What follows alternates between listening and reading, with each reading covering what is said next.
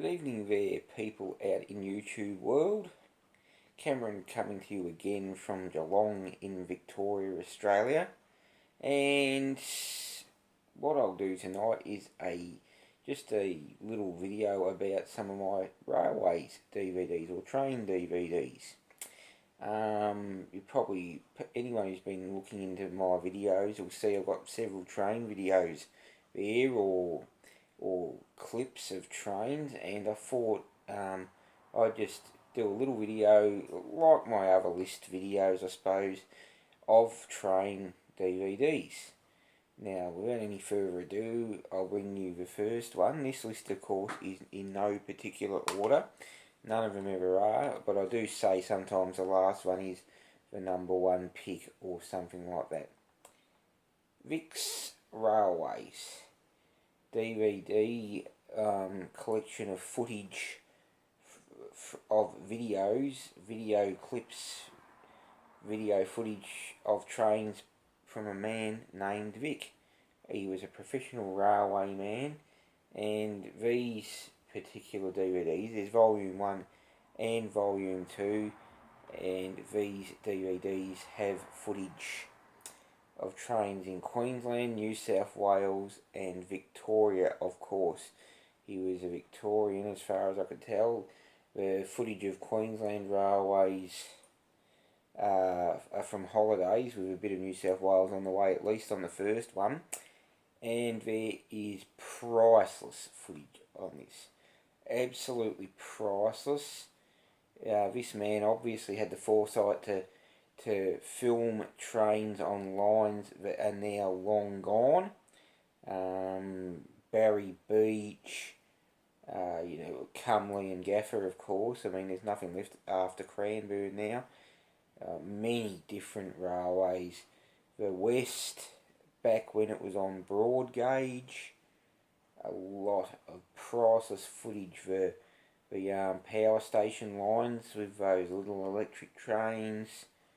It is just unbelievable, the footage that we have here. And like I've said, there's volume 1 and volume 2. There was just too much good footage for one DVD. Now, I have sort of poo-pooed in the past volume 2, but this isn't really a best of.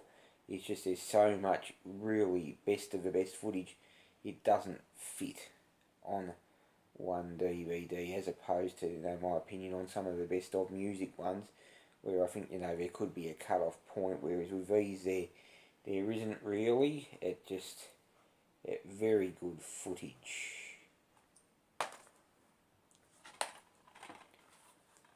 Suburban Salute, again compiled of video footage of people who had the foresight to film stuff of the day, back in the time of the Red Rattlers and the Blue trains in Melbourne. The red ones being, there was even swing doors, Tates, Blue Harris trains, and a little bit of everything, of course, when they got to the stage of the early 80s, when there was about 4 different types of suburban trains running at the time. And so I don't think there's actually any footage of Commun's trains as such, but they were around at the time some of this was started, some of this was filmed. Anyway, it's very good, very good.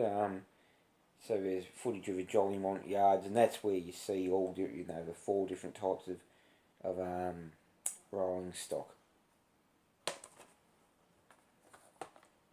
A movie, a Hollywood movie, Silver Streak. When I was a child, I didn't realise how adult it was, and it's probably, I'm not to say it's overly adult, but, I was just a kid. I didn't have, the morals I do now, but this is I just loved it because it had a train in it, and now I'm an adult. It's not actually a bad film. Gene Wilder and Jill Clayburgh, or however you say her name, Richard Pryor. Just about everyone in this film, unfortunately, has passed on. It's a comedy. It's just got lots of footage of the train on it. And I won't spoil the ending, but it is quite an exciting ending. Another Hollywood movie. Probably a lot more people will be familiar with this one this day and age. Unstoppable. Based on an apparently true story, although very, very loosely. This one's on Blu-ray, actually. This is a good film. Very, like I say, it's very loosely based on a true story. Very melodramised, or whatever word you want to use for that. And this is a good film. Not a comedy, but it's still very, very much about trains in a way, and it probably doesn't make sense very much in a way. It's just a good film with a lot of railway footage as well. That's it for my train DVDs. Probably should do an expanded video, but for now, I will sign off and wish you well. Catch you later.